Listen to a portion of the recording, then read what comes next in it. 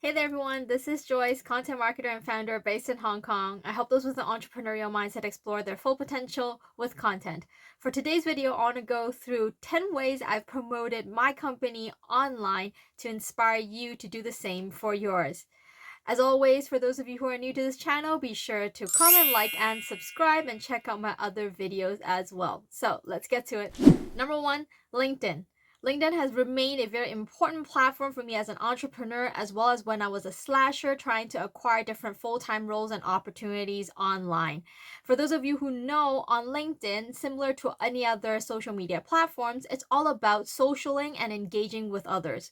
So instead of just trying to produce content that talks about you and what you do, the most important part is for you to engage with others within your community, offer value through commenting, and of course, follow other industry thought leaders to keep yourself posted and updated on trends and happenings within your own industry.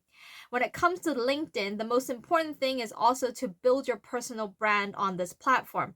So instead of just building a business page where you talk about your service offerings, your achievements, different testimonials, it's also very important for you to showcase the behind the scenes of your journey as an individual. When it comes to LinkedIn for myself, I've seen that the most promising and well-performing content that I have revolves around my own journey. People want to know about your intimate details, your failures, your successes, your mistakes, so that they can also learn from you and be able to acquire value from you prior to even engaging with you in real life. There are countless courses online that teaches you how to use LinkedIn to promote your business online or build your personal brand, such as courses like this, as well as courses like this.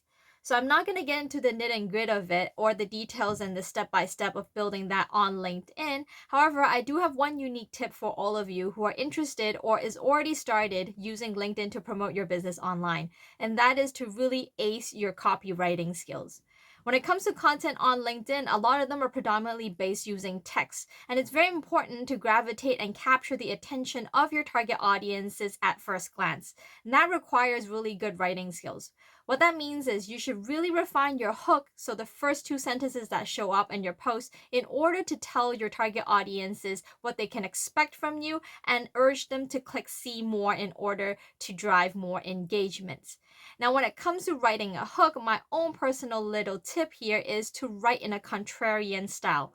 What that means is to present something that people would agree with and then counter it. So you want to give them something that they have unexpected and give them new knowledge and new value based on your own unique point of view.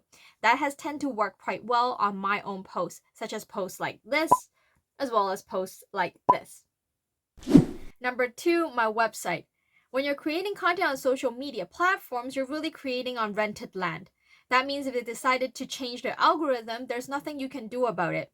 However, if you have your content hub on your own website, you have full control over what you want posted there, and you can optimize as you go along. Therefore, the website is one of my most important things when it comes to promoting my business online. One tip I do have when it comes to having your own website is that don't be too ambitious. However, make sure you are able to update your website by yourself. A lot of entrepreneurs or small business owners fall into the trap of delegating the whole website management out to somebody else, and when they have anything that they want to update themselves, it always incurs an extra cost. And that is something that really stops you from thinking about the website as something that needs to be constantly updated. Therefore, my tip is to really think about building your website by yourself. It doesn't have to be something that's too complicated. Even for me, I only use a platform like Wix here to build my whole website. Something that is easy and user-friendly would really benefit you along the way. With that said, when it comes to your own website, start by building a one-pager. Something that starts off with a whole header that talks about what you do, deliver exactly your mission and your values straight off the bat so that it makes anybody who's new to your website understand what you do at an immediate glance. Then provide any testimonials, give them any supplement information that they need, and always remember to include a call to action so that they know exactly what they need to do in order to move their steps further. Number three, downloadables. When people are searching online, they're no longer looking for companies to buy from. Rather, they're trying to do research and look for educational and valuable content that can justify their thinking as well as their purchasing decision. Therefore, when it comes to creating a piece of downloadable, it's highly important that you make sure it gives off the right first impression, because that's what target audiences will refer you to in the future. If you make a good first impression, the likelihood of you shrinking and shortening your sales process is very likely. Therefore, in order to keep yourself as a top of mind within your target audiences, a downloadable is a very effective tool to use in order to promote your business online. The piece of downloadable I've created is an ebook, which is hosted on a landing page and acts as a gated piece of content. That means that those who want to download it will have to exchange their contact information in order to gain the access. Now, for those of you who also want to invest in creating a piece of downloadable to promote your business online, my number one tip would be to really research your target audience. In order to create a high value piece of downloadable, you must be answering specific questions that your target audiences are already asking. In order to figure out what questions these people are asking, my recommendation would be to use the tool answerthepublic.com. Simply type in the keyword that is relevant to your industry as well as your service offerings, pull out some of the common and more prominent questions, and break them down into sections within your downloadable. Then really think about the unique value, solutions, and point of view you can provide to your target audiences that cannot be found elsewhere online. That's how you can really reinforce your branding through the downloadable and remain top of mind within your target audiences. Number 4, HARO, which stands for Help a Reporter Out. It's an easy way for you to potentially land media coverage or start building backlinks to your website. After subscribing on their platform, you receive an email every single day listing out all the stories and articles that reporters need help on. It may involve interviews, quotes, personal story sharing, testimonials, case studies, so on and so forth. Now, it does involve quite a bit of work. However, I did end up with a few backlinks by helping out reporters via HARO. One main benefit I do see as being subscribed to their platform is that I get a glimpse into what media and publications find interesting as topics in relations to my industry. That really helps inspire me as to what content I should be creating on my own channels in order to attract not just target audiences, but also potential media in the future for them to want to cover somebody like me. Number 5, communities. Currently, I'm a member of these communities online and I check them on a daily basis to see what other members are providing as value. Also, I engage on Reddit under the content marketing group to see what questions other people are asking and see if I can provide them with any unique answers. My number one tip for those who are considering to use communities to promote their business online is to not promote their business within communities. What that means is people within communities are looking to interact with individuals, get their questions answered, connect with other members. Therefore, it'll be a big no-no for you to actually talk about your business in these communities straight off the bat. What you should be focused on doing is providing answers and values to these people who are asking questions so that they become interested in what you have to say and therefore naturally want to learn about what you do and perhaps what company you represent. That is the only right time for you to introduce your service offerings as well as your business to them. Number 6, educational content. That's exactly what I'm doing on my YouTube channel as well as my EDM and my blogs. The goal here is to become a resource for those who are like-minded and want to learn more in order to facilitate themselves during their own journey as an entrepreneur, slasher, content marketer, or anybody who's interested in the whole idea of content marketing. Now, there are millions of ways to create educational content, and I don't want to jump into the tactics, distribution channels, or the way to create them here. However, I do want to talk about the mindset behind creating educational content. The thing that I've learned in recent years is that it's not about being the best, it's really about being better.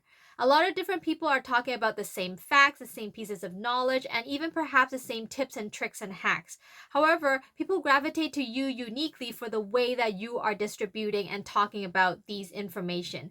And by being better than other people who are talking about the same knowledge, you're already a step ahead in attracting those target audiences to you instead of losing out to your competitors. Therefore, it's more important for you to focus on how you're telling these stories, how you're presenting these knowledge, and being better than your competitors rather than always trying to reinvent the wheel and try to talk about something completely unique. Because those who are looking for knowledge are a step behind you. All you really need to do is tell them what got you here instead of focusing on being the best that's out there. Number 7, cold outreach.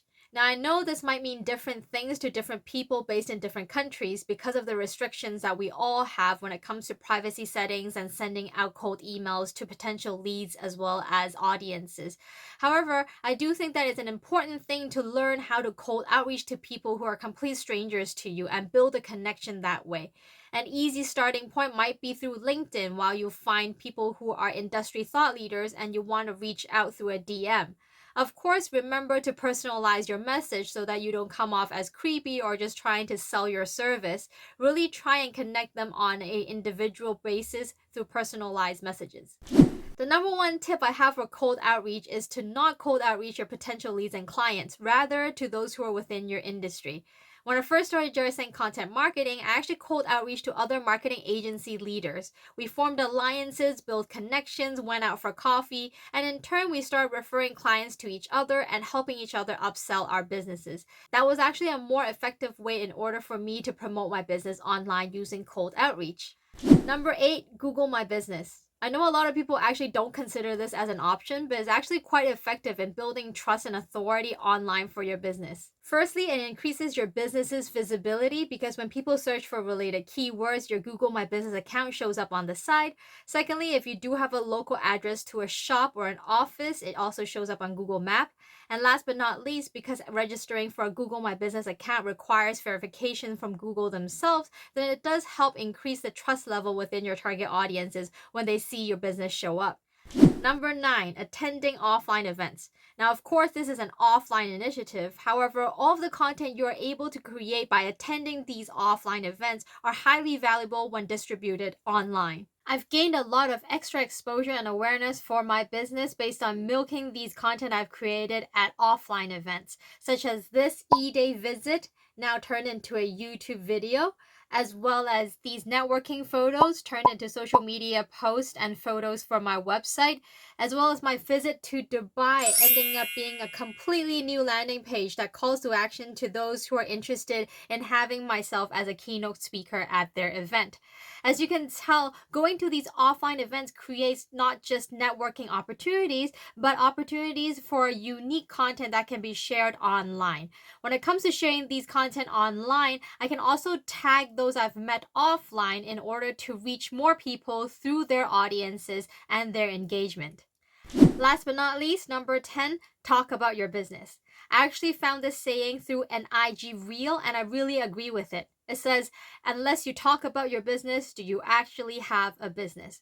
So across my own channels, whether it be my company's channel or my private owned channels, I often talk about my business. I share my ups and downs, my experiences, achievements, client feedbacks, testimonials, so on and so forth. So that when people recall my name, they also recall what I do, my services, as well as my company. And that really helps build the awareness and promote my company online.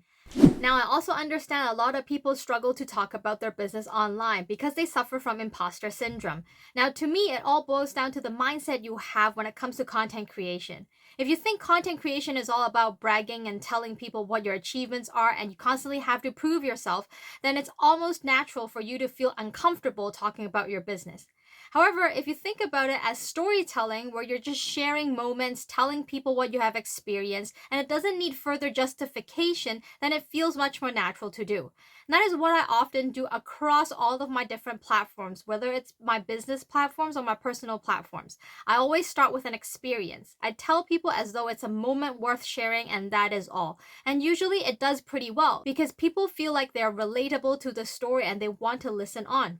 All in all, that's exactly why I've started Joyce Content Marketing in the first place. I want to help those with an entrepreneurial mindset and like-minded individuals understand that we all have a story worth telling.